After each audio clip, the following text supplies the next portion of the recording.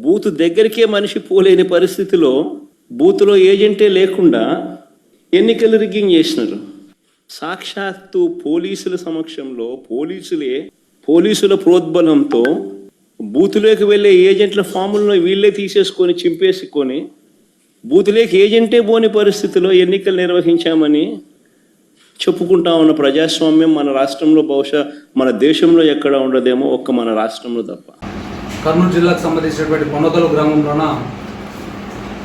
భజన కార్యక్రమం నిర్వహిస్తున్నటువంటి సందర్భంలోన ఆ యొక్క కార్యక్రమాన్ని దగ్గరుండి పర్యవేక్షిస్తూ ఆ యొక్క కార్యక్రమాన్ని నిర్వహిస్తున్నటువంటి మా మండలానికి సంబంధించినటువంటి ఓబీసీ మోర్చా మండలానికి సంబంధించినటువంటి వెంకటేష్ గారి పైన ఆ గ్రామానికి సంబంధించినటువంటి కొంతమంది వైఎస్ఆర్ కాంగ్రెస్ పార్టీకి సంబంధించినటువంటి గుండాలు వారి యొక్క ప్రోద్బలంతోన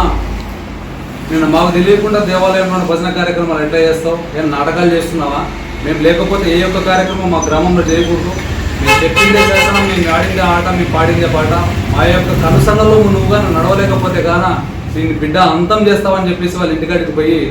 నేను దాడి చేయడం జరిగింది.